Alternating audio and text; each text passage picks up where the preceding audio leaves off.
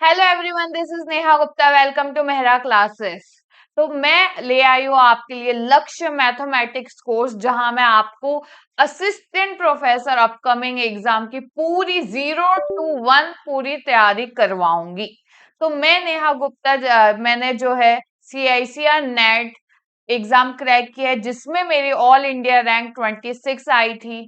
मैंने gate exam भी qualify किया और साथ ही साथ मैंने जो है IIT जैम एग्जाम भी क्वालिफाई किया है, जिसमें मेरी ऑल इंडिया रैंक जो है 130 आई थी। तो देखिए, मैं चाहती हूँ कि आप जल्दी से जुड़ जाइए मेहरा क्लासेस में। आप मेहरा क्लासेस ऐप डाउनलोड कर सकते हैं, मेहरा क्लासेस ऐप डाउनलोड कर सकते हैं। वहां आपको एक सिस्टमेटिक वे में मेरी सारे यूनिट्स की क्लासेस दिख जाएगी। हमारा कोर्स जो सिर्फ और सिर्फ जो है 2999 में अवेलेबल है। आप कोर्स परचेज कर सकते हो और कोई भी क्वेरी हो तो आप जो डिस्क्रिप्शन में जो नंबर आपको दिया गया है वहां आप कॉल कर सकते हो। अब मैं अपने कोर्स के बारे में बता दूं जो मैंने कंप्लीट करवा चुका है। मैंने जो है यूनिट 8 कंप्लीट करवा दिया है, कॉम्प्लेक्स एनालिसिस की। और साथ ही साथ मैंने यूनिट 5 एब्स्ट्रैक्ट अलजेब्रा कंप्लीट करवा दिया है। और यूनिट यूनिट 3 भी हमारी कंप्लीट हो चुकी है, डिस्क्रीट मैथमेटिक्स की। देखिए, बहुत ही स्मूथली हमारा कोर्स चल रहा है। हम जो है अपना कोर्स 10 मई तक कंप्लीट करवा देंगे, ताकि हम आपके लिए क्या है क्वेश्चन सीरीज भी चला सके। आपकी इतनी अच्छी प्रैक्टिस हो जाए कि इस बार का जो असिस्टेंट प्रोफेसर एग्जाम है वो क्वालिफाई हो ही जाए। हमारी जो क्लासेस है वो 1 जनवरी से स्टार्ट हो चुकी थी। देखिए, अभी भी देरी नहीं हुई है। जल्दी से अपना कोर्स ज्वाइन कर लीजिए, ताकि हमारे पास जो भी डाउट हो कोई भी यूनिट को लेके वो सारे रिजॉल्व हो जाए मेरी वीडियोस के थ्रू। तो देखिए, यूनिट 4 भी हमारा जो है कंप्लीट हो चुका है, वेक्टर एनालिसिस। यूनिट 1 कैलकुलस भी हमारा कंप्लीट हो चुका है। और रनिंग यूनिट जो है वो है यूनिट 9। यूनिट 9 जिसमें न्यूमेरिकल एनालिसिस है। और बहुत स्टूडेंट्स का क्वेश्चन आता है कि मैम आप स्टैटिस्टिक्स भी करवाऊंगी। तो जी हाँ, मैं स्टैटिस्टिक्स करवा रही हूँ। मैंने प्रोबेबिलिटी चैप्टर कंप्लीट करवा दिए। आज की मेरी जो क्लास है वो सेंट्रल टेंडेंसी के ऊपर है। चलिए, तो स्टार्ट करते हैं हमारी क्लास सेंट्रल टेंडेंसी, जहां पर आज जो है हम क्या है मीन मीडियन मोड जो है उसके बारे में अच्छे से डिटेल में पढ़ेंगे। कल की क्लास हमारी मेजर्स ऑफ डिस्पर्शन के ऊपर रहेगी। तो चलिए स्टार्ट करते हैं आज हमारा सेशन। तो देखिए, सबसे पहले what is a central tendency. It In a statistics, average is a technique which reduces a mass data into single value, and that value contains all the characteristics of whole mass of data। और यही average को हम क्या कहते हैं, major of central tendency. मतलब कोई मास, बहुत बड़ा डेटा हमें दिया गया है बहुत सारे लोगों का, उसको एक एक सिंगल डेटा में कन्वर्ट करने का जो तरीका है वो क्या है, मेजर ऑफ सेंट्रल टेंडेंसी के अंतर्गत आता है, जो कि हम पढ़ने वाले हैं मीन मीडियन मोड। अब कहोगे मैम ये तो हमने बचपन से पढ़ ही रहे हैं। तो अब हम जो बड़े हो गए तो हम सिर्फ मीन मीडियम मोड नहीं देखेंगे, हम ये देखेंगे कि सेंट्रल टेंडेंसी जो है वो क्या है, 2 टाइप्स की होती है। एक होती है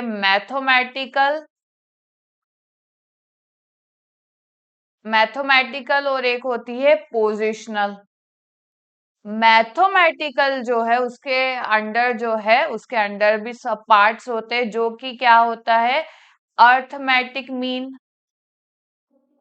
ये मैथमेटिकल एवरेज कहलाता है। सेंट्रल टेंडेंसी मतलब एवरेज ही होता है। और ये होता है पोजिशनल एवरेज, जिसमें हम क्या पढ़ेंगे, अर्थमेटिक मीन, हार्मोनिक मीन, और क्या है, जियोमेट्रिक मीन जो होते हैं इसके टाइप्स होते हैं, ठीक है। अब अर्थमेटिक मीन भी दो टाइप्स के होते हैं, एक होता है सिंपल मीन और एक होता है वेटेड मीन। वेटेड मीन, तो ये जो है हम क्या है सबके बारे में डिटेल में पढ़ेंगे, साथ ही साथ उनके एग्जांपल्स भी करेंगे और प्रॉपर्टीज भी पढ़ेंगे। अब आ जाता है पोजिशनल मीन। क्या होता है पोजिशनल मीन? जो है वो होता है एक median, mode, quartile, decyl, decyl और एक और होता है वो होता है परसेंटी परसेंटाइल। ये जो होते हैं ये क्या होते हैं सेंट्रल टेंडेंसी के पार्ट्स होते हैं और उसके भी जो है सब पार्ट्स होते हैं। वो जो है मैंने देखिए यहाँ पर लिख भी लिया है, there are the two measures of central tendency, one is mathematical average and second one is called positional average. अब ये भी मैथमेटिकल एवरेज और पोजिशनल एवरेज के भी इनके सब पार्ट्स होते हैं जो कि मैंने बता दिया, arithmetic mean, geometric mean, harmonic mean.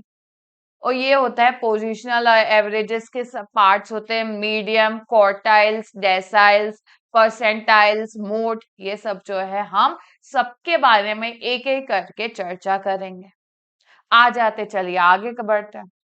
सबसे पहले हम क्या है मीन के बारे में पढ़ेंगे। मीन तो सबको पता है, मीन क्या होता है, what is arithmetic mean? In an individual series, the arithmetic mean is obtained by dividing the sum of all the terms by the number of terms. मतलब जितने भी मेरे पास टर्म्स दिए गए हैं, अगर बोल दिया गया है कि ये पूरा क्या है डेटा है, इसका अर्थमेटिक मीन निकालो, तो क्या है हमें जितने भी ऊपर टर्म्स दिए गए उनका सम लो और जितने टर्म्स है वो कितने नंबर है, 4 दिए, 5 दिए, उतने जो है नीचे लिख लो। देखिए the sum of all the terms by the number of the terms, ठीक है। ये क्या है इसका फॉर्मूला होता है, ठीक है। अगर x1 x2 xn, अगर मेरे क्या है वेरिएट और वेरिएबल एक ही है, कोई अब वेरिएट कुछ आप डरना नहीं है कि वेरिएट क्या है, एक ही चीज है, कोई ज्यादा नहीं है, ठीक है। तो जो अगर वैल्यूज ऑफ वेरिएट्स जो है x1 x2 xn है और वो कितने हैं वेरिएट्स, टोटल n है, तो हम क्या करेंगे नीचे n लिख लेंगे। इसको क्या है समेशन ऑफ 1 से लेकर n xi अपॉन n। ये एक बेसिक बात है जो मुझे लगता है आपको पता होगी। चलिए तो आगे बढ़ते हैं, एक एग्जांपल कर लेते हैं कि कुछ थोड़ा कंफ्यूजन भी हो तो रिजॉल्व हो जाए। The marks obtained by the 9 students in a paper of statistics are as follows. मतलब 9 स्टूडेंट्स के मार्क्स दिए गए, अब ये मार्क्स का क्या है मीन निकालो। तो कुछ नहीं, एन क्या हो गया 9 हो गया, कितने स्टूडेंट्स है 9 है, और सबकी जो वैल्यूज क्या है 50। मीन क्या हो जाएगा, हो जाएगा 52 plus 75 plus 40 plus 70 plus 43 plus 40 plus 65 plus 35 plus 48 upon 9 हो जाएगा। बस इतना ही कर, एक प्लस करके आप देख सकते हैं। तो मुझे लगता है ये बेसिक मीन तो हाँ मैम पता है, अब बहुत हो गया, अब आगे बढ़िए, ठीक है। थोड़ा एडवांस लेवल बताइए। तो ये तो था सिंपल मीन जो मैंने अभी पढ़ा है, मैंने अभी बताया ना अर्थमेटिक मीन के दो टाइप्स होते हैं, एक सिंपल होता है और एक वेटेड अर्थमेटिक मीन होता है। तो वेटेड क्या होता है, यहाँ पर तो जैसे कि मार्क्स दे दिए, यहाँ पर सबके मार्क्स दे दिए, पर वेटेड मीन में क्या होता है, मान लीजिए 52 मार्क्स अगर किसी बच्चे को मिले हैं तो उसकी वैल्यू 2 है, 72 मार्क्स मिले तो उसकी वैल्यू 3 है। अगर सब मार्क्स का क्या इंडिविजुअल वेट भी दिया गया हो और उसका मीन फाइंड करने बोल दिया जाए तो वो होता है वेटेड मीन, ठीक है। तो इधर डेफिनेशन भी रीड कर लेते ताकि और अंडरस्टैंडिंग आ जाए। तो क्या होगा, sometimes it happens that the variate values are not equal importance, सबकी अपनी अलग अलग इंपॉर्टेंस है। Suppose W1 W2 Wn are the weights assigned to n values x1 x2 xn as the measure of their importance। मतलब मान लीजिए x1 x2 xn कुछ में ये जो है x2 x1 x3 ये क्या है वेरिएट्स है और इनकी वैल्यू, इनकी जो इंपॉर्टेंस है सबके बराबर में नहीं है। इसकी इंपॉर्टेंस 1 है, इसकी इंपॉर्टेंस 2 है, इनकी इंपॉर्टेंस 3 है, ये क्या है जो इम्पोर्टेंस होती है वो वेट्स होता है। तो then the weighted arithmetic mean is defined by W1 x1 plus W2 x2 plus W and xn upon जो उसके weights है उसका सम। ठीक है, तो अब इसको क्या है, क्वेश्चन कैसे आता है ये समझते हैं। उसी को ही देखिए मैंने सबमिशन में लिख लिया है और इसको हम इस तरीके से भी लिख सकते हैं। एग्जाम में जो है कभी कभी फॉर्मूलेस भी डायरेक्ट पूछ लिए जाते हैं, तो वो भी हमें अच्छे से पता होना चाहिए। चलिए तो मैं बताती हूँ example. The percent of the marks of a student in an examination is English। मान लीजिए कि एक बच्चा है, उसके जो परसेंट है मार्क्स, परसेंट ऑफ मार्क्स, हर एक के जो सब्जेक्ट में अपने अपने परसेंटेज दिए गए हैं। जैसे इंग्लिश में 75 है, स्टैटिस्टिक्स में 60 है, मैथ्स में 59 है, फिजिक्स में 55 है, केमिस्ट्री में 63 है। तो ये जो है मार्क्स दिए गए पर उनकी इक्वल इंपॉर्टेंस नहीं है। Find the weighted arithmetic mean if the weights given to the subjects are. Weights जो है मतलब इंग्लिश का क्या इंपॉर्टेंस है 2, स्टैटिस्टिक्स का क्या है 1, मैथमेटिक्स का क्या है 3, फिजिक्स का क्या है 3, केमिस्ट्री का क्या है 1। तो ये जो है उनके क्या है वेट्स दिए गए, मतलब ये जो है मार्क्स दिए गए हैं और ये जो है उनके क्या है वेट्स दिए गए। सब्जेक्ट में इधर लिख लेती हूँ, एक मिनट।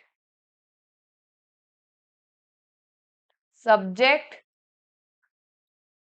उनके मार्क्स और उस हिसाब से उनका वेट।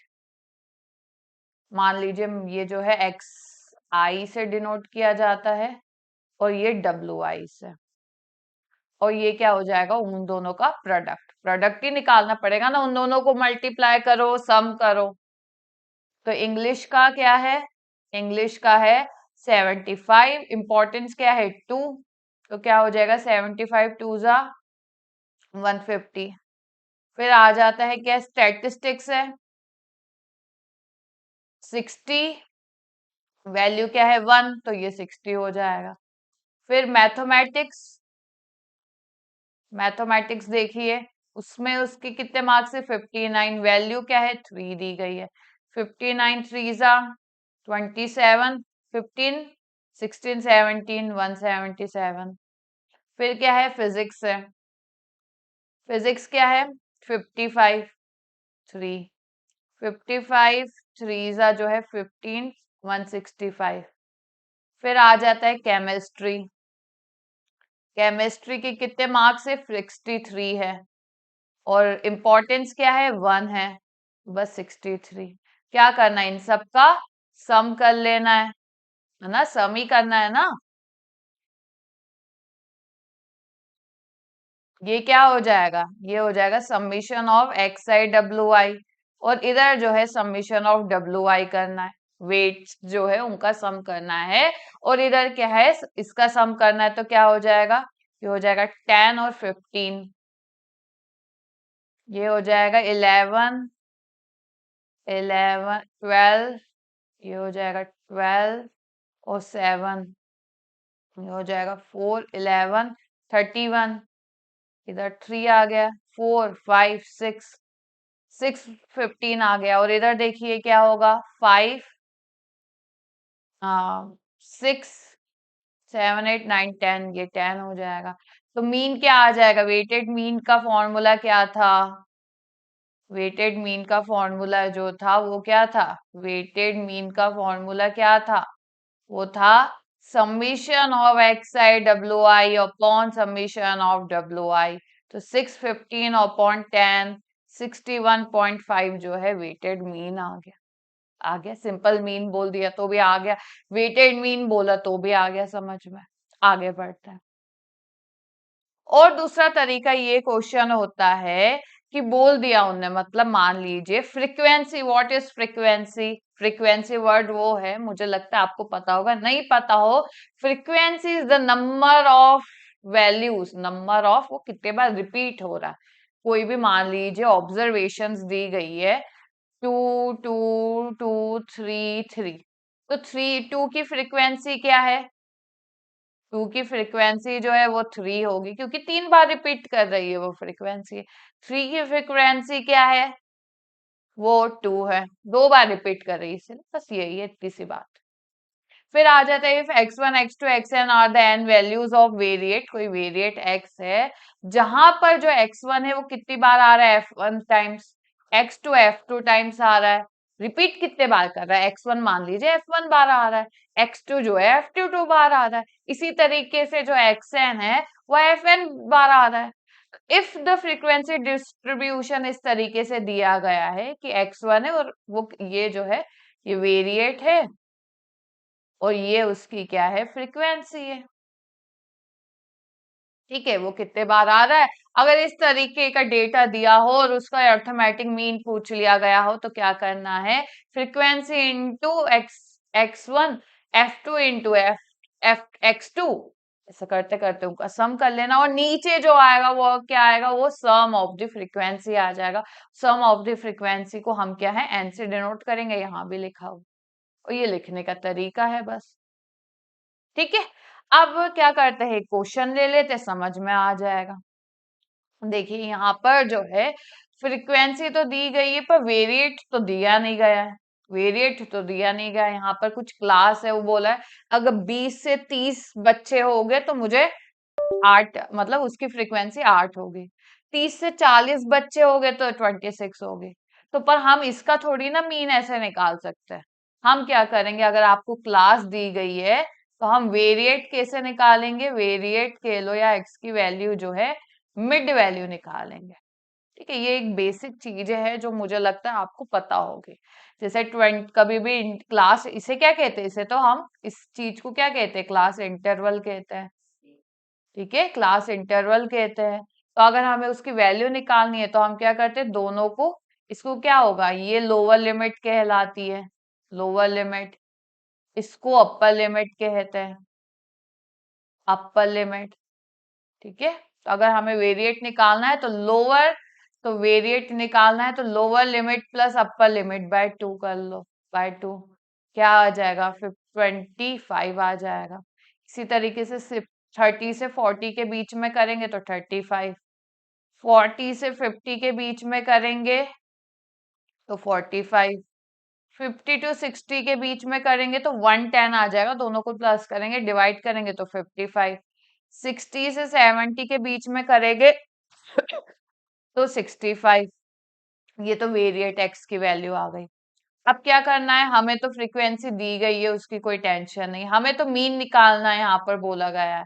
तो फ्रीक्वेंसी 8, 26, 30, 20 और 16, क्या करो, हमें तो दोनों का मल्टीप्लाई कर देना है, एक्स आई एफ आई, ये एफ आई हुआ ना, ये एक्स आई मान लेते हैं, दोनों को मल्टीप्लाई करो। 25 इंटू 8 क्या हो जाएगा, 40, 16, 200 और 35 इंटू 35 इंटू 26, 30, 18, 19, 20, 21, फिर 10, 6, 7, 910, इसको करेंगे तो क्या आएगा, 12 और 1350, इसको करेंगे तो क्या आएगा, 1100, इन दोनों को करेंगे तो क्या आएगा, 16, ये 11, 36, 37 और ये 65, 1, 12, 9, 10, 1020। अब हमें क्या करना है, अब हमें निकालना है समीशन ऑफ एफ आई, इसको निकालोगे तो क्या आएगा, देखो ये आएगा 12, 12 और 8, 20, 0, ये हो जाएगा 5, 6, 7, 8, 9, 10, 0। इसको करो summation of X I F आई, क्या आएगा, ये आएगा 0, लास्ट वाला तो 0 है, 1, ये जो है ये क्या आएगा, इसको करेंगे तो 6, 6, 7, 8। ठीक है, फिर थर्ड 11, 12, 13, 14, 15, 1 ऊपर गया तो 1, 2, 3, 4। देख लेना, रफली मैं कर रही हूँ पर आप एक बार चेक कर लेना कि सही है कि नहीं, थोड़ी बहुत प्लस माइनस में हो गई मिस्टेक तो आप उसको ठीक है देख सकते हैं। ठीक है, ये आप चेक कर लेना। तो क्या है, मीन अर्थमेटिक मीन कह दो, मीन कह दो, बात एक ही, summation of X I F I upon summation of F I होगा। ये क्या आएगा, 4581 मतलब 45.81 समथिंग इसका मीन आएगा। तो अगर इन तीनों में से कैसा भी आपको डेटा दे दिया जाए तो आपको मीन निकालना आना चाहिए। ठीक है, तो देखिए बहुत ज्यादा नहीं डिटेल वो एकदम पूछता है, वो ऐसा ही डेटा देगा जो इजीली निकलता है। ठीक है, चलिए, तो मुझे लगता है आपको ये बात समझ आ गई होगी। कुछ प्रॉपर्टीज है, कभी कभी प्रॉपर्टी बेस्ड क्वेश्चन आ जाता है।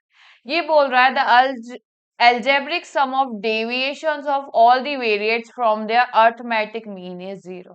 क्या है, समझ में आ रहा है, नहीं आ रहा होगा। मान लीजिए कोई डेटा दिया गया है 2 3 4, इसका मीन क्या आएगा, मीन 2 + 3 + 4/3, क्या आ रहा है 5, 9/3 आ रहा है इसका मीन। अब डेविएशन मतलब वो कितनी दूरी पर है, डेविएशन फिर से सुन लो, डेविएशन का मतलब वो कितनी दूरी पर है। मतलब मीन, अगर मीन 3 है तो कितना इसको इसको कितना चाहिए ताकि ये मीन बन जाए, मीन की वैल्यू 3 बन जाए, तो माइनस इसमें क्या कितने की कमी है, एक ज्यादा होगा तो मीन बन जाएगा। इसमें तो ठीक है 3 मीन है और यही 3 है। इसमें क्या है, एक कम करना पड़ेगा तो 3 बन जाएगा। तो ये क्या है, ये क्या होती है, ये होती है, मान लीजिए ये क्या होता है, x1 x2 x3 होता है। ठीक है, और m जो है मान लीजिए मीन है, तो यही जो x i माइनस m और इनका सम, ये जो कहलाता है एक्स आई में, मतलब मैं इसमें से क्या करती हूँ, मीन को माइनस कर देती हूँ। ठीक है, या तो इसको ऐसा भी लिख सकता है, जरा माइनस कर दू तो ये आ जाएगा। ठीक है, 2 - 3 और ये प्लस, ठीक है, ऐसा लिखिए, कोई दिक्कत नहीं है। अगर मैं अपने वेरिएबल से मीन को माइनस करूं, जो डिफरेंस आ रहा है उसे ही मैं क्या कहती हूँ, डेविएशन कहती हूँ। और हर एक वेरिएबल का जो डेविएशन का मैं इसका सम करूं, देखो क्या आएगा, -1 + 0 + 1 जो आएगा हमेशा 0 आएगा। ठीक है, the algebraic sum of the deviation of all the variates. ठीक है, डेविएशन किससे किसके रिस्पेक्ट में डेविएशन निकालना है, मीन के रिस्पेक्ट में निकालना है। उसका मैं एल्जेब्रिक सम करती हूँ तो हमेशा 0 आएगा। आ गया समझ में। अब देखो, ये बहुत इंपॉर्टेंट रिजल्ट है, इस पे भी आ जाते हैं। मैं एक चीज आपको बताऊं कि 2 3 और 4 है, इसका m की वैल्यू मीन 3 आ रहा है। मैं क्या करती हूँ, ऐड कर देती हूँ 2 से। देखो 2 + 2, 3 + 2, 4 + 2। ठीक है, तो क्या हो जाएगा, मेरा क्या ऑब्जर्वेशन हो जाएगा, 4 5 और 6।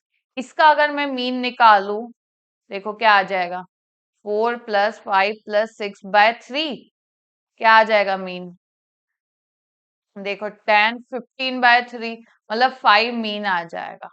अगर मैं अपने कोई मान लीजिए कोई ऐसा है, कोई है, सॉरी, कोई है जिसका मीन समथिंग ए आ रहा है और मेरे ऑब्जर्वेशन x1 x2 x3 है। अगर मैं क्या करती हूँ, अच्छा यहाँ पर तो ए इन लोग ए से ही ऐड कर रहे हैं तो ए नहीं लेती हूँ, कुछ ले लेती हूँ, x ले लेती हूँ। अगर x1 x2 x3 मेरे ऑब्जर्वेशन हैं और मीन जो है वो क्या है, मीन जो है x है। अगर मैं इसमें क्या करती हूँ, हर एक ऑब्जर्वेशन में क्या है, कुछ ए कांस्टेंट ऐड कर देती हूँ, तो मीन में कुछ भी नहीं, मीन में भी वो ही कांस्टेंट ऐड हो जाएगा। देखो इधर पहले मीन 3 था, अब क्या हो गया, 5 हो गया। मैंने सब में क्या ऐड किया था, 2 ऐड किया था। तो अगर मैं मीन में जो है 2 ऐड कर दूंगी तो मुझे 5 मिल जाएगा, और मैंने चेक भी कर लिया है, बस बात खत्म। तो मैम अगर माइनस करूंगी तो भी यही सेम रहेगा प्रॉपर्टी। हाँ, अगर मैं प्लस करूं, माइनस करूं, मल्टीप्लाई करूं या डिवाइड करूं, इनमें से कोई भी चीज करूं, मीन अगर प्लस कर रही हूं तो वो मीन में डिवाइड हो जाएगा, प्लस हो जाएगा। अगर मल्टीप्लाई कर रही हूँ तो क्या हो जाएगा, मल्टीप्लाई हो जाएगा मीन से। जो भी मल्टीप्लाई कर रही हूँ, मान लीजिए ये 2 से मल्टीप्लाई कर रही होती तो मीन जो क्या हो जाता, 2 से मल्टीप्लाई हो जाता 6 मीन आता। डिवाइड कर रही होती तो वो हो जाता। जो भी मैं क्या है ऑपरेशन लगा रही हूँ, वही ऑपरेशन आप मीन में भी लगाओगे। तो अगर पूछ ले कि एडिशन और सब्ट्रैक्शन करने से क्या मीन में कुछ फर्क आता है, हाँ जरूर आता है, मीन भी बदल जाता है उसके साथ। ठीक है, एक और वही उसी को ही लेके इसी तरीके का ऑब्जर्वेशन है जो कह रहा है, पहले चेंज ऑफ ओरिजिन और चेंज ऑफ स्केल पढ़ रही है। तो ऐड और subtract a constant in a value of the variate, अगर हम किसी भी वेरिएट x1 x2 x3 में क्या है अगर ऐड करते हैं सब्ट्रैक्ट करते हैं कोई भी वैल्यू, तो उसको क्या कहते हैं, चेंज ऑफ ओरिजिन। और अगर डिवाइड और मल्टीप्लाई करते हैं कोई भी वैल्यू तो उसे कहते हैं चेंज ऑफ स्केल। अभी ही मैंने बताया कि arithmetic mean is not independent, not independent मतलब डिपेंडेंट है of the change of origin and scale. थोड़ा भाषा अपग्रेड कर दी है, बात वही है। ठीक है, चल अब देखिए दूसरा एग्जांपल देखिए, the sum of the squares of the deviation of all the variates taken about their mean is minimum. अगर ये जो 2 3 4 है इसका मैंने क्या निकाला, डेविएशन निकाला, xi माइनस एम किया तो मीन क्या आ रहा था 3, तो इसका -1 0 1। अगर मैं क्या करती हूँ, the sum of the squares of, अगर मैं इसका स्क्वायर लूंगी, स्क्वायर लूंगी और फिर उसका क्या कर लूंगी, सम कर दूंगी। स्क्वायर का अगर मैं सम करती हूँ तो ये हमेशा मिनिमम होता है। ठीक है, चल अब कभी कभी क्या है क्वेश्चन अर्थ, कभी कभी क्वेश्चन क्या है मीन में जो है एक तरीके पे आ जाते हैं जिसे क्या है हम कंपाउंड अर्थमेटिक मीन देते हैं, कहते हैं। क्वेश्चन क्या आता है, अगर मान लीजिए m1 m2 m K are the arithmetic means of the K distribution, उस corresponding frequencies are n1 n2 nk। मान लीजिए कोई के लोग है मेरे, मान लीजिए 3 लोग है, 3 लोग हैं एक्स वाई जेड जो मेरे कंपनी में काम करते हैं। तो उनका जो मीन है, इसका 3 है, इसका 4 है, इसका 5 है। ठीक है, इनका मीन बता रही हूँ। ठीक है, इनका मीन है और इनकी फ्रीक्वेंसीज भी कुछ दी गई है, जो भी 1 2 3 दे दी गई है। तो मैं बताओ कि मेरे कंपनी का ओवरऑल मीन क्या होगा, तो उसके लिए तब जो है मेरा कंपाउंड अर्थमेटिक मीन यूज होता है। क्या कहता है, compound arithmetic mean of the whole distribution is given by n1 बड़ा वाला m1 n2 m2 plus nk mk। ये n1 n2 nk क्या है, ये है, और बड़ा वाला m2 m2 m3 क्या है, सबके मीन्स है, upon n1 plus n2 plus nk, मतलब सम ऑफ द फ्रीक्वेंसीज। मैंने अभी बताया सम ऑफ द फ्रीक्वेंसीज n से डिनोट किया जाता है। ठीक है, और ये इसको लिखा है इस तरीके से। मैम एग्जाम्पल बता दो तो क्लियरिटी आ जाएगी, तो चलो एग्जाम्पल ही कर लेते हैं। देखो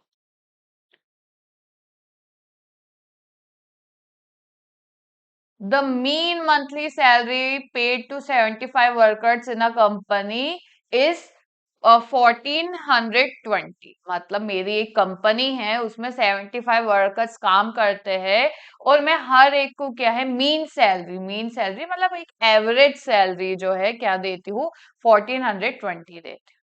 अब उसमें से जो है mean salary of 25 of them उनमें से जो 25 लोग हैं उनको क्या है 1350 मिलती है। बाकी जो बचे हुए 30 लोग हैं एंड डेट ऑफ 30 अदर्स, और बाकी जो 30 लोग हैं उनको मीन सैलरी क्या देती हूँ, 1425 देती हूँ।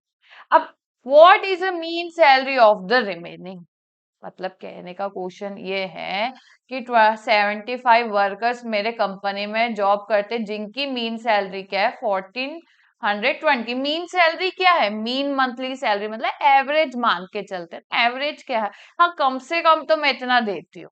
ठीक है, तो जिसमें से जो है 25 वर्कर्स की मीन सैलरी क्या है, 1350 है। बाकी जो 30 वर्कर्स की जो मीन सैलरी है वो क्या है, वो है 1425। तो ये बोल रहा है जो रिमेनिंग वर्कर्स है उसकी मीन सैलरी क्या होगी। तो देखिए रिमेनिंग कितने वर्कर्स है, सबसे पहले तो ये फाइंड कर लेते हैं हम। तो ये होगा 25 प्लस 30, इसको मैं क्या है, ये N1 N2 और N3, ठीक है, आपको आसानियत होगी। और ये N जो ये फॉर्मूला बताया उसके रिस्पेक्ट में मैं टर्म्स ले लेती हूँ तो इजी हो जाएगा। क्या हो जाएगा, 75 555 प्लस N3 जो है बचे हुए है, वो बोल रहा है जो 20 वर्कर्स है, 20 वर्कर्स है, उनकी मीन सैलरी क्या होगी। तो अभी मैंने फॉर्मूला देखा है, मीन सैलरी ऑफ कंपनी, ये क्या है, mean salary of company is equal to frequency into mean salary of, मतलब जो 25 वर्कर्स है उनकी mean salary, plus 22 N2 M2 plus N3 M3 upon जो होगा M1 plus M2 plus N3 हो जाएगा, है ना। M1 plus M2 plus N3 जितने भी लोग हैं। समझ में आ रहा है, मुझे लगता है आ रहा है। तो यहाँ पर जो है कंपनी की मीन सैलरी दी गई है जो क्या है 1420 है। अब वो बोल रहा है 25 वर्कर्स की मीन सैलरी कितनी है, 1350 है, प्लस बाकी जो 30 वर्कर्स की जो मीन सैलरी है वो क्या है 1425 है।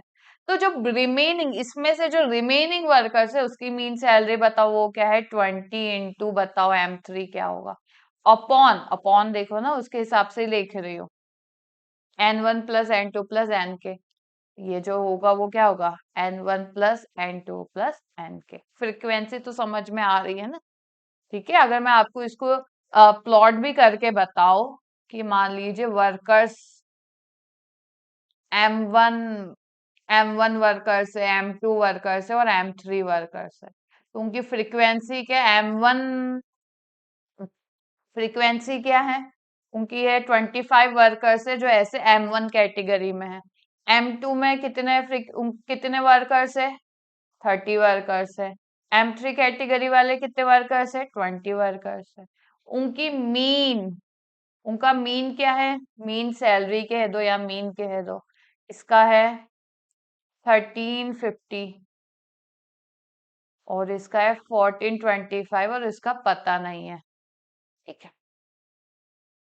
तो बस यही हमें निकालना है, क्या करना है आपको, इसको सॉल्व करोगे आपको M3 आ जाएगा। तो अगर मैं थोड़ा सा बता भी दूं आपको, 1420 इसको प्लस करेंगे तो क्या आएगा, देखिए ये आएगा 5 5 6 7 75 आएगा, प्लस इसको करेंगे तो 25 15 16 17 5 6 इंटू 10 6 7, तो ये हो जाएगा 2, ठीक है। 25 16 17 6 10 0 6 7 और 2 5 7, ये होगा 13 और 3, तो ये हो जाएगा 33750 प्लस इसे करेंगे तो क्या आएगा, ये आएगा 15 6 7 12 4, तो ये आएगा 4270 और ये आएगा 20 M3, ठीक है। अब 14 इसको करेंगे तो क्या आएगा, 10 20 21 5 7 14 28 20, एक मिनट, 10 20 21, हाँ ठीक है, ये आ जाएगा 14, ये आ जाएगा 28 29 7 8 7 8 9 0 5 16 10, तो ये आ जाएगा 106500। फिर आप करोगे तो मुझे लगता है अब आपका आंसर तो निकल आ ही जाएगा, ठीक है। आप खुद ट्राई कर लीजिएगा, जीरो पूरे में कैंसिल हो जाएगा। तो मुझे लगता है आपको अगर इस तरीके का क्वेश्चन आए तो आपसे क्या है बन जाएगा। चलिए तो आगे बढ़ते हैं, अब आ जाते हैं मीडियम पे। मीडियन है क्या? Median is defined as a measure of central tendency, central term when the given terms कह दो या वैल्यू ऑफ वेरिएट्स कह दो आर अरेंज्ड इन असेंडिंग और डिसेंडिंग ऑर्डर। कोई भी नंबर ऑफ टर्म्स दिए, सबसे पहले या तो उसको असेंडिंग या तो उसको डिसेंडिंग ऑर्डर में अरेंज कर दो ऑफ द मैग्नीट्यूड्स। तो बेसिकली मीडियन वो है, अगर कोई भी जो टर्म्स है उसको क्या है असेंडिंग या डिसेंडिंग ऑर्डर में दिए हुए है और उसका अगर हमें क्या है सेंट्रल वैल्यू निकालना है, या कोई भी टर्म्स जो है कोई भी टर्म्स को क्या है हमें दो हिस्से टू इक्वल पार्ट्स में डिवाइड करना है, वो वैल्यू जो क्या है टू इक्वल पार्ट्स में हमारे टर्म्स को डिवाइड करती है, वो वैल्यू को हम क्या कहते हैं मीडियम। बस आसान है। एक देखो इधर, in the other words median is that value of the variate for which the total of the frequency of above this value is equal to the total of the frequencies below this value। मतलब वो कह रहा है जितनी values medium के ऊपर होगी, जैसे कि यहाँ 2 है, उतनी ही वैल्यूज मीडियम के नीचे हो, तो उस वैल्यू को हम क्या कहते हैं मीडियन कहते हैं। ठीक है, चलिए तो अगर मीडियम निकालते कैसे, एक बेसिक जो हम बचपन से पढ़ते आ रहे हैं, देखिए एक बेसिक फॉर्मूला है, एग्जामिनर आपको कैसा भी दे सकता है, आपको खुद आइडेंटिफाई करना है। एक बेसिक फॉर्मूला है जो हम क्या है 9-10 से पढ़ते आ रहे, वही अभी हमें वापस पढ़ना है। और एक थोड़ा सा एडवांस फॉर्मूला है जो हमें क्या है वो भी पूछा जा सकता है। तो देखिए the medium in individual series let N be the number of the values of the variate, मतलब एन क्या है नंबर ऑफ टर्म्स है, कितने टर्म्स है, या total of all the frequencies. तो अगर इसमें दो केसेस अराइज होते, बचपन से पढ़ रहे हैं कि अगर एन ऑड है तो हम क्या देखेंगे एन प्लस वन टर्म कौन सा है, ठीक है वही मीडियम कहलाएगा। और अगर एन इवन है तो हम दो टर्म्स निकालेंगे, यहाँ हम देखेंगे कि एन प्लस टू टर्म कौन सा है और N plus two plus one वाला टर्म कौन सा है, ये दोनों हम टर्म निकाल देंगे। जो भी टर्म्स की वैल्यू आएगी उसको क्या कर देंगे, उन दोनों का मीन निकाल देंगे। ठीक है, मान लीजिए इसकी वैल्यू, ठीक है ये तो मैं एग्जाम्पल पे ही बताती हूँ तो समझ में आ जाएगा। तो देखिए एग्जाम्पल देखिए यहाँ पर, below are given the heights of in the inches of a hockey 11 Indian hockey 11, compute the medium of height। क्या है हॉकी टीम है उनकी क्या है मेरी हाइट्स दी गई है 11 मेंबर्स, 11 जो स्पोर्ट्स मैन है उनकी हाइट्स दी गई है, बताइए इन हाइट्स का मीडियम क्या होगा। तो सबसे पहले तो आपको क्या है असेंडिंग या डिसेंडिंग ऑर्डर में इसको लिख लेना है। क्या होगा, सबसे छोटा 60 है, फिर आता है 62, फिर आता है 65, अच्छा 61 भी है एक, 61, 62, 65, ठीक है। फिर आता है 66, फिर आता है 65। देखो दो बार आ रहा है ना, तो दोनों को एक ही बार मत लिख लेना, दोनों को अलग अलग भी लिखना, ठीक है वो अपना एक अलग काउंट होगा। फिर 66, 67, 67 है, फिर 69, फिर 70, 71 और 72, ठीक है 1 2 3 4 5 6 8 9 10 11 हो गया। अब मुझे लगता है अगर इस तरीके का कुछ आए तो अब ठीक है बहुत आसानी से कर ही पाओगे। व्हाट इज मीडियम, देखिए पहले तो एन देखिए नंबर ऑफ टर्म्स कितने हैं 1 2 3, उन्होंने खुद भी बोला है कि पूरे 11 है, 1 2 3 4 5 6 7 8 9 10 11, टोटल क्या है एन टर्म्स है, 11 टर्म्स है। तो आपका जो है ये क्या है ऑड है, तो आपको मीडियन निकालना है, तो आप क्या करोगे n by two, n plus one by two, n plus one by two जो टर्म था आएगी उसकी क्या होगी, उसकी वैल्यू निकालोगे। तो क्या है n plus one by two क्या आएगा, मतलब सिक्स टर्म वैल्यू निकालोगे। सिक्स टर्म टर्म देखिए कौन सा है, 1 2 3 4 5 6, ये जो है मेरा सिक्स टर्म है और यही जो है मेरा क्या है, मीडियम है। आ गया निकालना। और कौन किस तरीके का क्वेश्चन आ सकते हैं मैं बताऊं आपको तो, देखिए the medium of the following distribution, बताइए मीडियन क्या होगा, जहां पर हमें क्या मेजर दिया गया है और उसकी फ्रीक्वेंसी दी गई है। मतलब जो 3 बार है, 3 जो है वो क्या है 7 बार रिपीट कर रहा है, 5 जो है 3 बार रिपीट कर रहा है, ये बताया। हम क्या करते हैं, इस तरीके का कभी भी आए क्वेश्चन तो हम क्या करते हैं, क्यूमुलेटिव फ्रीक्वेंसी निकाल देते हैं। फ्रीक्वेंसी क्यों निकालते हैं, उससे ये पता चल जाएगा कि टोटल फ्रीक्वेंसीज, क्यूमुलेटिव फ्रीक्वेंसी क्या होती है, कि अभी तक कितनी टोटल फ्रीक्वेंसीज हो गई है, कितने टर्म्स हो गए टोटल में।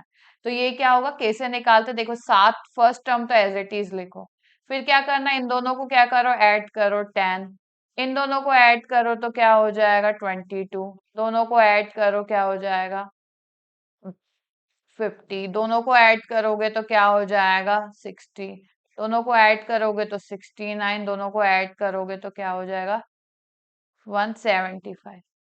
तो ये जो क्या है, इसका मतलब क्यूमुलेटिव फ्रीक्वेंसी का मतलब ये है कि अभी तक जो है कितने टर्म्स हो चुके हैं, 10 टर्म्स हो चुके हैं। ठीक है, 3 जो है 7 बार आया है, 1 2 3 4 5 6 7, और 5 5 5, यही है ना, कि 3 जो है वो 7 बार रिपीट कर रहा है, 5 जो है 3 बार रिपीट कर रहा है। तो what is cumulative frequency, the total frequency, अभी तक जो है कितने, देखिए काउंट करोगे तो 10 टर्म्स हो गए। ठीक है, मुझे लगता है ये समझ में आ गया होगा। हमें तो निकालना है मीडियन। मीडियन निकालने के लिए हमें ये पता लगाना पड़ेगा कि टोटल टर्म्स कितने हैं, टोटल टर्म्स कितने हैं, टोटल टर्म्स निकाल दो या टोटल फ्रीक्वेंसी निकाल दो, बस आपको ये चेक करना है। 75 हो जाएगी एन की वैल्यू, ये देखिए, ये इतने कितने हो गए, 75 जो है टोटल टर्म्स हो गए। नहीं विश्वास हो रहा है, इसको सम करके देख लो, इसको जब ऐड करोगे ना पूरे को, तो भी क्या है आपको 75 ही आंसर मिलेगा। देख लो, चेक कर लेना। तो एन तो 75 टर्म्स हो गए, ठीक है। हमें क्या निकालना है, हमें तो निकालना है मीडियन। सिंस ये ऑड है, ये क्या है ऑड है, तो हम क्या करेंगे, 71 + 1/2 टर्म देखेंगे, टर्म देखेंगे। तो क्या हो जाएगा, ये हो जाएगा 76 मतलब 76 38 टर्म देखेंगे, टर्म वैल्यू। तो आप मैम यहाँ तो 38 जैसा कुछ समझ नहीं आ रहा है, तो 38 टर्म तो क्या आएगा, देखिए इन दोनों के बीच में लाई करेगा ना 38 टर्म। 38 टर्म तो देखिए अभी मैंने इधर लिख के बताया था, 3 4 5 6 7 5 5 5। अगर आप ना 38 के जगह 7th टर्म आ जाता, 7 टर्म बोल देता, हाँ 7 टर्म की वैल्यू क्या होगी, तो आप क्या कहते हैं 1 2 3 4 5 6 7। अच्छा 7 के जगह में 9th लिख लेते हो, ठीक है, 9th टर्म लिख लेते हो। तो आप क्या करते हैं, इसको काउंट करते हैं 9 टर्म, तो 1 2 3 4 5 6 7 8 9। तो आप बोलते हैं हाँ मेरा तो मीडियन जो है वो क्या आया है 5 आया है। यही कर रहे हो ना। तो अगर यहाँ पर 38 पूछा आप, इसका मतलब 9 टर्म तो आता, तो हम इन दोनों के बीच में देखते हैं, 9 इन दोनों के बीच में लाई करेगा, और जो ये है यही होगा ना, 5 होगा, 5 ही आया है, क्योंकि 7 तक जो है टर्म्स क्या है 3 है। फिर 3 के बाद जो 8 टर्म होगा, 9 टर्म तो होगा, 10th टर्म होगा, वो क्या होगा, वो 5 होगा। इसी तरीके से जो 11th टर्म होगा, 12th टर्म होगा, अप टिल 22th टर्म जो होगा, उस सब की वैल्यू क्या होगी 7 होगी। तो अगर यहाँ पर 38 आया है, मतलब इन दोनों के बीच में आएगा 38। 23 टर्म ले लो, 24 टर्म ले लो, अप टिल 50 टर्म तक जो है उसकी वैल्यू क्या होगी 9 होगी, मेरा मीडियम क्या होगा 9 होगा। आ गया समझ में, तो मुझे लगता है आपको समझ में आ गया होगा। चलिए आगे बढ़ते हैं। कभी कभी क्या है आपको, ये तो एक स्ट्रेट फॉरवर्ड क्वेश्चंस थे, कभी ग्रुप्ड में दे दिया गया, कभी ग्रुप वैल्यूज दे दी गई हो कि इतने इतने ग्रुप है, 20 से लेकर 30 तक जो है इतने बच्चे हैं, 20 फिर 30 से 40 में इतने बच्चे, अब इससे पूरे ऑब्जर्वेशन का क्या बताओ मीडियम निकालो, तब तो उतना हम टर्म्थ वाला नहीं निकाल सकते, बहुत मुश्किल हो जाएगा। तो हम क्या करेंगे, हम जो है इस फॉर्मूले का यूज करेंगे। Medium in a continuous series, in this case medium जो एमडी है वो क्या दिया गया है, ये फॉर्मूले से दिया गया है। जहां पर देखिए एन जो है टोटल फ्रीक्वेंसी है, टोटल फ्रीक्वेंसी मतलब वही आखिरी में जो कम्युलेटिव फ्रीक्वेंसी वाला टर्म कह दो, या तो फ्रीक्वेंसी का सम कर लो, ठीक है। अब मीडियम क्लास क्या होती है, ये सब टर्म्स क्या होते हैं, मैं अभी क्या है आपको एक क्वेश्चन के थ्रू समझाऊंगी तो तुरंत तुरंत आ जाएगा समझ। चलिए तो करते हैं क्वेश्चन। यहाँ पर जो है हमें क्या बोला गया है, हमें बोला है find the medium of the following distribution, जहां पर बोला गया है wages in rupees and number of workers. Number of workers मतलब कि भैया मतलब 0 से 10 रुपीज वाले लोग कितने हैं, 22 है। और मतलब जो लोग होते हैं वो क्या होते हैं, बेसिकली फ्रीक्वेंसी होता है, ठीक है। मतलब जिसके वो लोग जिसके वेजेस, वेजेस मतलब सैलरी जो है 10 से 20 रुपए, वो कितने लोग हैं, 28 है, ठीक है। तो अब हम क्या करेंगे, हम यहाँ निकालेंगे क्यूमुलेटिव, मीडियम में जो है क्यूमुलेटिव फ्रीक्वेंसी का काफी रोल है, तभी तो पता चलेगा कि कौन सा टर्म है। तो क्या करना है, बस इसको एज इट इज लिख लो, इन दोनों को क्या करो प्लस करो, 0 1 5 60, इन दोनों को प्लस करो 6 1 0 6, इन दोनों को प्लस करो क्या करोगे 11 11, 1 गया तो 4 1 4, इन दोनों को प्लस करोगे तो क्या 1 161 आ गया। अब डिफरेंस देखो, इसके पहले वाले क्वेश्चन में क्या था, इसके पहले वाले क्वेश्चन में इसकी वैल्यू, सर्टेन वैल्यूज मेजर्स दिए गए थे। अभी जो है उन्होंने बोला है कि हाँ 0 से 10 रुपए रुपीस वाले लोग 22 है, वहां पे एक सर्टेन वैल्यू नहीं दी गई है। जहां सर्टेन वैल्यू नहीं दी है तो कैसे निकालेंगे, फिर इस फॉर्मूले से निकालेंगे, ठीक है। क्योंकि क्योंकि देखो मैं क्या है, यहाँ पर अगर मीडियम निकालना है तो मीडियम में क्या करना रहता है, आप बोलोगे ये क्या है, ये देखो फ्रीक्वेंसी एन की वैल्यू क्या हुई, 161 हुई, मतलब यहाँ पर टोटल टर्म्स कितने हुए, 161 हुए। इसको भी सम करके देखोगे, इसको भी सम करके देखोगे तो भी 161 ही आएगा, खुद चेक कर लेना। टोटल फ्रीक्वेंसी निकालनी है ना, एन की वैल्यू कितने लोग है यही तो निकालना है। तो ये क्या है, ऑड है, ऑड है मतलब n+1/2 टर्म आएगी। तो ये क्या हो जाएगा, 161 + 1/2 टर्म, ये हो जाएगा 162/2, ये हो जाएगा 81 टर्म वैल्यू। तो ये बताओ 81 टर्म में निकालू कहाँ से, कुछ पता ही नहीं है। तो अगर इस तरीके का, जहां से मुझे उस टर्म की वैल्यू ही नहीं पता है, वहां पर मैं जो है अपना फॉर्मूला यूज करूंगी। फॉर्मूला मैं पहले लिख लू तो आपको समझ में आ जाए, वो होगा L+n/2 माइनस, इन लोगों ने कौन से इससे डिफाइन, अच्छा बड़ा वाला एफ से किया है, अपॉन छोटा वाला एफ मल्टीप्लाई आई। अब मैं बताती हूँ क्या होगा, ध्यान से सुनना। एन जो होगा, ऑफ कोर्स एन जो होगा मेरा क्या होगा, ये बड़े वाले एन से डिनोट कर देती हूँ, तो आपको क्या है, नहीं तो आपको लगेगा इन लोगों ने तो यहाँ स्मॉल एन से किया, स्मॉल एन कैपिटल एन वही बात है, एन जो है वही है, टोटल फ्रीक्वेंसी स्मॉल ले लो कैपिटल ले लो, बात वही है, ठीक है। तो एन जो है वो क्या है, 161/2, ठीक है। अब यहाँ पर देखो एल क्या दिया गया है, सबसे पहले तो मैं मीडियम क्लास बता दूं। देखो 81 टर्म जो है कहाँ लाए करेगा, देखो ये 60 है, 160 मतलब 60 है, ये 106, इनके बीच में 81 आएगा। तो 81 एग्जैक्टली जाएगा किस में, ये वाले इंटरवल में, क्यों, क्योंकि 61 टर्म 62 टर्म अप टिल जो 106 टर्म है, सबकी वैल्यू क्या होगी, इसमें ही होगी, 20 से लेकर 30।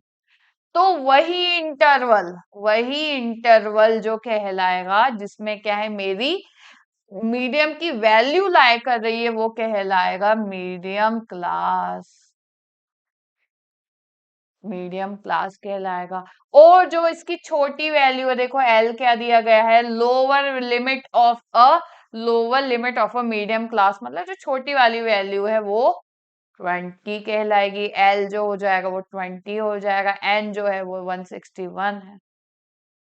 दूसरी बात हो गई एफ। एफ देखो यहाँ क्या बोला गया है कि the total of all the frequencies before medium class, मतलब टोटल क्यूमुलेटिव फ्रीक्वेंसी का मतलब ये होता है, टोटल फ्रीक्वेंसी हमेशा याद रखना। तो total frequency before medium class से पहले जो कितनी फ्रीक्वेंसीज हो चुकी थी वो कहलाएगा एफ। ये हो जाएगा एफ। देखो यही है ना, ये जो है मीडियम क्लास वाला है सब कुछ। इसके पहले कितनी फ्रीक्वेंसीज हो चुकी थी, एफ कैपिटल एफ 60 कहलाएगा। अपॉन छोटा वाला एफ, देखो छोटा वाला एफ क्या लिखा हुआ है, frequency of the medium class. जो मीडियम क्लास है उसकी फ्रीक्वेंसी क्या है। अच्छा, एक चीज मैंने गलती कर दी, यहाँ पर 60 नहीं आएगा। क्यों? क्योंकि उनने बोला है फ्रीक्वेंसी, टोटल फ्रीक्वेंसी नहीं बोला है। ठीक है, total of all the frequencies before medium class. तो टोटल ये 60 तो सही है, टोटल फ्रीक्वेंसीज कितनी हो गई। पर यहाँ पर बोला हुआ है मीडियम क्लास की फ्रीक्वेंसी क्या होगी, तो ये 46 होगी, क्योंकि फ्रीक्वेंसी पूछा हुआ है, टोटल फ्रीक्वेंसी नहीं। तो ये हो जाएगा क्या, ये हो जाएगा 46। छोटा वाला एफ जो है वो क्या आ जाएगा, 46।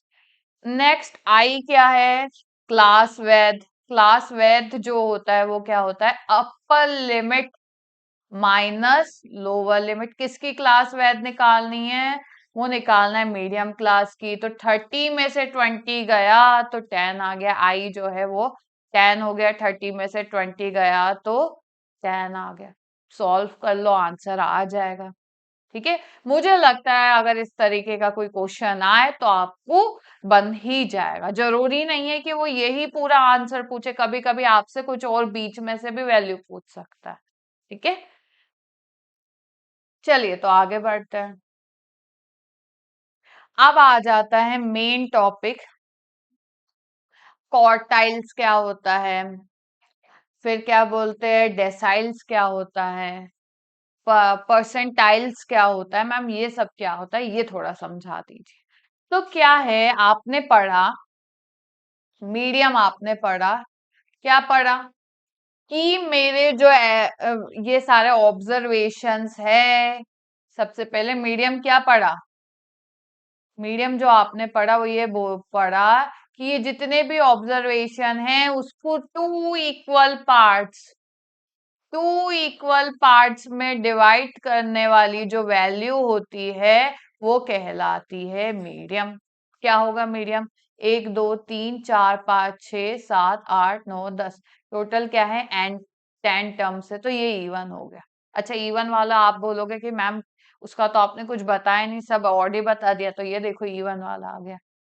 तो क्या होगा, इवन का अगर मीडियम निकालना है तो हम क्या देखते हैं, mean of n by tooth term and n+1 by tooth term, उन दोनों का हम क्या निकालते हैं, मीन निकालते हैं। तो ये n क्या है, 10/2 इसका, और ये हो जाएगा 10+2 by टर्म। ये क्या हो जाएगा, मीन ऑफ 5th टर्म, और ये हो जाएगा 6th टर्म। तो 5th टर्म क्या है देख लो, मीन ऑफ 5th 1 2 3 4 5, 5th ये है और 12th ये है। मीन निकालना है तो 10+12/2 निकालना है, 2 2/2 11। तो मीडियम देखा तो ये आ गया 11 जो है मीडियम आ गया। क्या किया इसने जो है, दोनों को देख लो, 1 2 3 4 5, 1 2 3 4 5, दोनों को मीडियम ने इक्वल पार्ट्स में डिवाइड कर दिया। पर मैम अगर मैं ऐसी नंबर्स ले आऊं जो क्या है, इसको 4 अलग अलग पार्ट्स में डिवाइड कर रहा है, तो उसको क्या कहेंगे? उसको कहेंगे quartiles, the values of the variate which divide the total frequency into 4 equal parts। वो वैल्यूज जो कि क्या है, मेरी जो वेरिएट्स है, वैल्यू ऑफ द वेरिएट्स है, उसको क्या है 4 पार्ट्स में डिवाइड करता है, इक्वल पार्ट्स में डिवाइड करता है, उसे क्या कहते हैं? क्वार्टाइल्स। अब ये भी 3 तरीके के होते हैं, Q1 होता है, Q2 होता है और Q3 होता है। जगह खाली है, ठीक है। Q होता है, Q1 होता है, Q3 होता है, 3 तरीके के होता है। Q1 को हम कहते हैं लोअर क्वार्टाइल या स्मॉलर। Q2 को हम कहते हैं मीडियम, मीडियन जो था ना उसको ही कहते हैं मीडियन, मीडियम कह रहे हो। और इसको कहते हैं अपर क्वार्टाइल, अपर क्वार्टाइल। अब मैम क्या होता है ये सब तो बता दीजिए। थोड़ा मैं जो है इसी को है इधर ही समझाती हूँ, 1 मिनट। 6, 8, 10, 12, 13, 16, 18 और 20, ठीक है। इसमें जो है मेरा मीडियन आ गया है, मीडियन आ गया है। मीडियन कैसे निकालते हैं? हम क्या करते हैं, n/2 करते हैं। वही टर्म ले लेते हैं ना, n/2। हम क्या करते हैं, इसको n/2 लेते हैं। अब जो क्वार्टाइल होता है, Q1 जो होता है वो क्या होता है, n/4 होता है। मीडियम को मैं अच्छा इस तरीके से भी लिख सकती हूँ, 2n/4। और Q3 जो होता है वो क्या होता है, 3n/4, ठीक है, 3n/4 टर्म। तो आपने क्या पढ़ा? जो ये मीडियम तो मैंने बता दिया कि हाँ 11 जो है वो मीडियम है इसका। अब व्हाट इज क्वार्टाइल भी बता दिया, वो होता है जो क्या है, मेरी ये जो सीरीज है या इसके टर्म्स है, इसको क्या है 4 इक्वल पार्ट्स में डिवाइड करता है।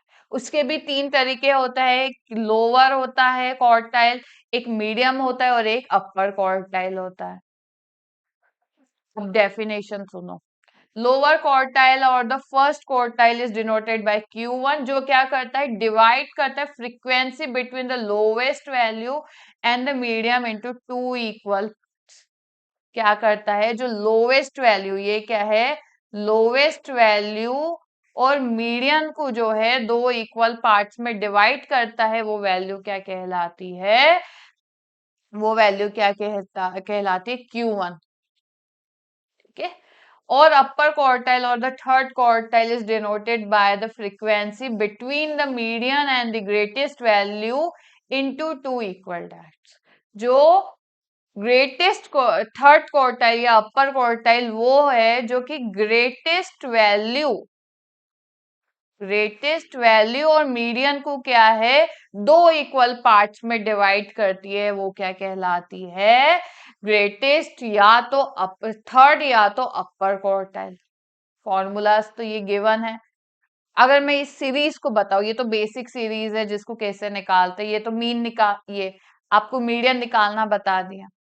इसी तरीके से जो है क्या है, हम क्या है Q1 निकालते हैं, हम क्या करेंगे, mean of n/4 term and n/4 plus 1 term निकालेंगे, ठीक है। क्या होगा n/4, वो होगा n/4 तो खैर डिवाइड भी नहीं होगा, नहीं इस तरीके से नहीं। हम जो क्या करेंगे, हम क्या करेंगे, इतना नहीं उलझेंगे, हम जो लेंगे ये वाली वैल्यूज।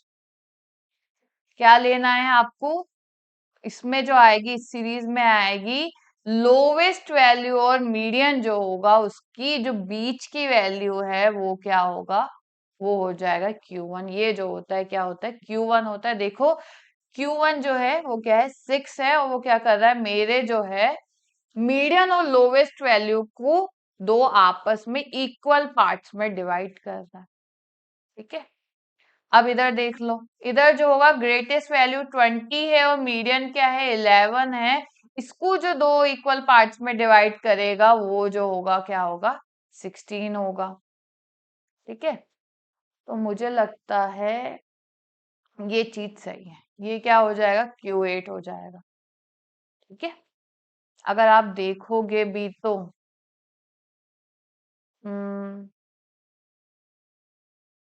तो ये वैल्यू आ जाएगी 11 + 2 बाय 4 करेंगे तो क्या आ जाएगा। ठीक है, तो मुझे लगता है आपको ये समझ में आ गया होगा। देखो जो क्वार्टाइल है, ये देखिए 4 इक्वल पार्ट्स में जो है, ये क्या है, मेरी सीरीज जो है वो क्या है, नंबर ऑफ वैल्यूज जो है वो डिवाइड हो रहा है। देखो 4 इक्वल पार्ट्स आ रहे हैं। ठीक है, तो मुझे लगता है अगर क्वार्टाइल्स और अपर क्वार्टाइल्स लोअर क्वार्टाइल्स के बारे में अगर बात करी जाए आपसे, तो आप कर पाओगे। चलिए, और देखिए फॉर्मूला भी है, इस फॉर्मूले के बारे में बताओ।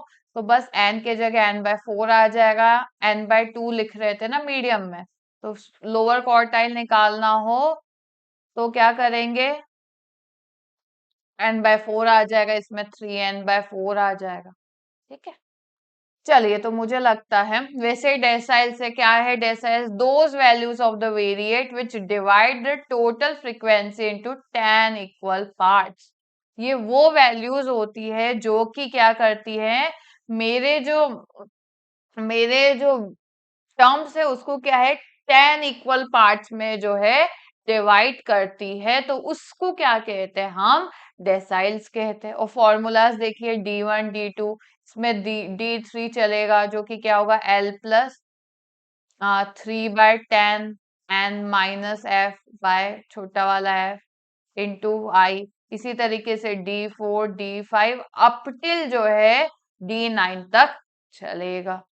ठीक है, इसी तरीके से परसेंटाइल्स क्या होता है, those values of variate which divide the total frequency into 100 equal parts. वो वेरिएट्स जो कोई भी मेरिट नंबर ऑफ टर्म्स है उसको क्या है, 100 इक्वल पार्ट्स में डिवाइड करे, उसको क्या कहते हैं, उस वैल्यूज को क्या कहते हैं, परसेंटाइल्स कहते हैं।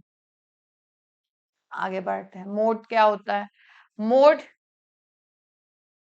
the mode is the value of the variate for which the frequency is maximum or the point of the maximum frequency or the maximum। Simple सी भाषा में मोड वो वैल्यूज होती है फ्रीक्वेंसीज की, जो क्या है, वो वैल्यूज है जो क्या है, जो सबसे ज्यादा बार रिपीट कर रहा है। इसको मैं 6 को क्या कहूंगी, मोड कहूंगी। एग्जाम्पल देख लो, ये सिंपल एग्जाम्पल है। कौन सी वैल्यू है जो सबसे ज्यादा बार रिपीट कर रही है, तो 1, 1 देखो एक ही बार रिपीट करे, इसकी फ्रीक्वेंसी निकाल दो, ये वैल्यू निकालो। 2 जो है देखो एक ही बार है। 3 जो है वो भी एक ही बार रिपीट कर रहा है। 4 जो है वो एक ही बार रिपीट कर रहा है। 5 देखो एक ही बार रिपीट कर, 2 बार आ रहा है। 6 जो है वो क्या है, 1 2 3 बार आ रहा है। 7 जो है वो क्या है, 2 टाइम्स आ रहा है। 8 जो है वो क्या है, एक ही बार आ रहा है। और 9 जो है वो भी एक ही बार आ रहा है। कौन सी ऐसी वैल्यू है जिस जो है सबसे ज्यादा बार रिपीट कर रही है, वो की है 6। 6 की फ्रीक्वेंसी सबसे ज्यादा है, तो मोड जो होगा वो क्या हो जाएगा, 6। ये तो एक बेसिक थी, मैंने बता दिया। बट अगर इसमें कोई क्वेश्चन आ जाए तो आप किस तरीके से सॉल्व करेंगे वो देखिए। The mode m0 is equal to, mode देखिए ये फॉर्मूला होता है, जिसका फॉर्मूला होता है L/L-1 2f-2f-1 -f1 इंटू आई। तो ये जो है क्या है फॉर्मूला, वैल्यूज कहाँ से डिटेक्ट होती है, मैं डायरेक्ट क्या है आपको क्वेश्चन के साथ ही बताऊंगी, क्योंकि ऐसे मैं कितना भी बता दूं मुंह से समझ में नहीं आता। वही बात हो गई। चलिए, अब क्या करना है, हमें ये जो है ये डेटा लेना है। सबसे पहले हम तो ये देखेंगे कि इसमें जो है, देखिए इसमें जो है आपको क्या देखना है, वो देखना है वो फ्रीक्वेंसी देखना है जिसकी वैल्यू सबसे ज्यादा है। तो आप देखो 72 जो है सबसे बड़ा, तो यही जो क्या हो जाएगा, मेरी क्या हो जाएगी, इसी के रिस्पेक्ट में जो क्लास होगी, जो भी वैल्यू होगी वो मोड कहलाएगी। वही मोड कहलाएगा। बट यहाँ तो हमें कोई फिक्स्ड वैल्यू दी नहीं है, यहाँ तो क्लास इंटरवल दिया हुआ है। और इस तरीके का कभी भी क्वेश्चन आए तो हमें क्या है, फॉर्मूला यूज करना है, जो कि ये है। ठीक है, क्या है ये फॉर्मूला? मोड जो है वो L plus 2F minus F-1, और ये जो हो जाएगा, देखिए, अच्छा 2F नहीं है, F-1 ही है, और 2F minus F-1 plus F1 into आई हो जाएगा। ठीक है, ये भी माइनस है, ये भी माइनस है, थोड़ी सी गलती कर दी मैंने। ठीक है, ये मोड है। अब मैम वैल्यूज कैसे निकालेंगे? अब सबसे पहले यहाँ एक टर्म आ रहा है जो कि है मॉड्यूल। मॉड्यूल क्लास आ रहा है, वो क्या होता है मैम, ये बता। तो मॉड्यूल क्लास वही क्लास इंटरवल है, ये सारे क्या होते हैं, ये सब क्लास इंटरवल होते हैं। मॉड्यूल क्लास वो क्लास इंटरवल है जिसकी फ्रीक्वेंसी सबसे ज्यादा आ रही हो। ठीक है, और एल क्या है? L is lower limit. Lower limit क्या है? 21। तो एल जो हो जाएगा वो क्या हो जाएगा? 21 प्लस एफ। एफ क्या है? फ्रीक्वेंसी है, जो क्या है, जो भी मैं मॉडल क्लास ले रही हूँ उसकी फ्रीक्वेंसी है 72, माइनस F-1। वो जो मॉडल क्लास है उसके पहले वाली जो फ्रीक्वेंसी है वो क्या हो जाएगी? ये जो हो जाएगी F-1 हो जाएगी, ये F हो जाएगी। और F1 वो फ्रीक्वेंसी है जो मॉडल क्लास की फ्रीक्वेंसी के बाद हो, ये F1 हो जाएगा।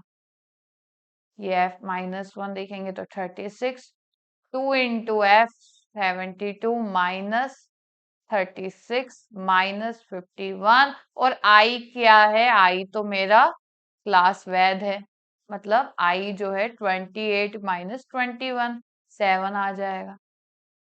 आप जब करोगे तो आपको कुछ वैल्यू जो मिलेगी वो मिलेगी, 1 मिनट में बता दूं।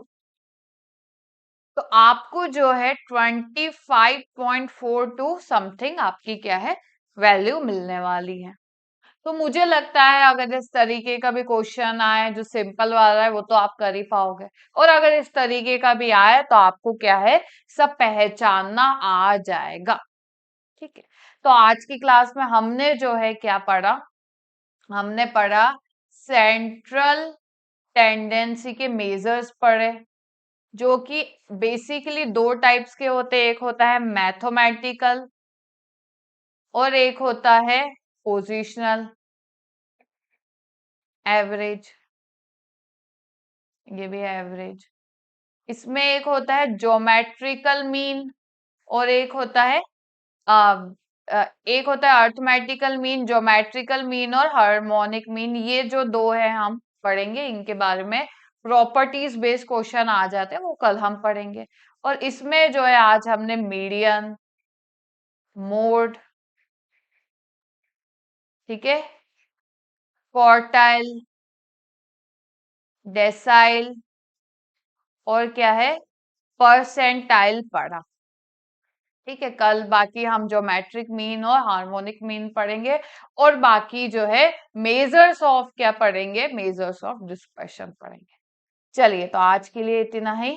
अच्छा हाँ, ये एक और है, आखिरी में एक और है, एम्पेरिकल रिलेशन। भाई हमने मीन, मीडियन, मोड सब तो पढ़ लिया, पर उनके बीच में क्या कुछ रिलेशन होता है? हाँ, रिलेशन होता है, जो कि क्या होता है, mode is equal to 3 median minus 2 mean. ठीक है, 3 मीडियन माइनस 2 मीन जो होता है वो क्या होता है, मोड होता है। तो कुछ क्वेश्चन है, देखिए। ये जो क्वेश्चन है MPPSC assistant professor, MPPSC assistant professor 2022 में आया, और ये direct the algebraic sum of the deviation from arithmetic mean of all the variables is, क्या होगा? आज की क्लास में ढूंढिए मैंने कहाँ पढ़ाया है और इसको टिक कीजिए। फिर देखिए, arithmetic mean of the numbers 1 से लेकर n तक जो है उसकी, इनका क्या है, अरिथमेटिक मीन बताना है। तो क्या होता है अरिथमेटिक मीन? होता है summation of xi upon n। n क्या है? टोटल नंबर ऑफ टर्म्स जो होता है। समीशन ऑफ xi मतलब ये कह रहा है 1 प्लस 2 प्लस 3 प्लस n, जितने भी नंबर्स है उनका सम करो, और कितने नंबर से यहाँ पर total n number of terms है तो n आएगा। इसका सम का फॉर्मूला मुझे लगता है आपको याद होना चाहिए, जो क्या होता है n+1/2 होता है। n से n cancel, n+1/2 A option करें। ऐसे क्वेश्चंस एग्जाम में आ जाते। अब एक और क्वेश्चन है, ये देखिए ये है, ये पूछा गया, ये देखिए क्या होगा। इसको आप बहुत ही आसानियत से क्या है जो हमारा सॉल्व करके देख सकते हैं।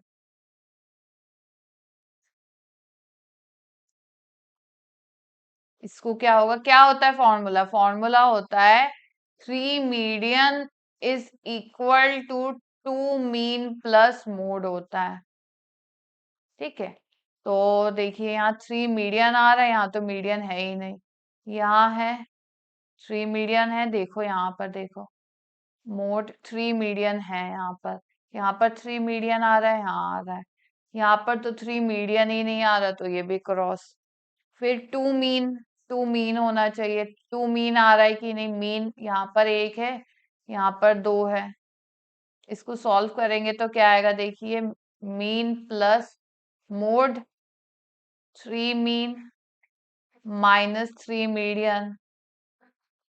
ठीक है, मीडियन को मैं इस तरफ करूंगी तो क्या आएगा, ये आएगा, मीन को इधर किया तो 2 मीन और माइनस मोड हो जाएगा, नहीं माइनस नहीं होना चाहिए। इसको देखो सॉल्व करो, 3 mean minus 3 median equal to mean minus mode है, तो मीडियन को क्या है इस तरफ शिफ्ट कर दो और मीन को इधर करेंगे तो 2 मीन आएगा, मोड इधर आएगा तो पॉजिटिव हो जाएगा, इज इक्वल टू 3 मीडियन। तो इसी तरीके से क्या है, थोड़े बहुत घुमा फिरा के क्वेश्चन दे दिए जाते हैं। मुझे लगता है अगर ऐसा कोई क्वेश्चन आए तो आप बहुत इजीली कर सकते हो। तो आज की क्लास के लिए इतना ही। थैंक यू सो मच, कल हम पढ़ेंगे।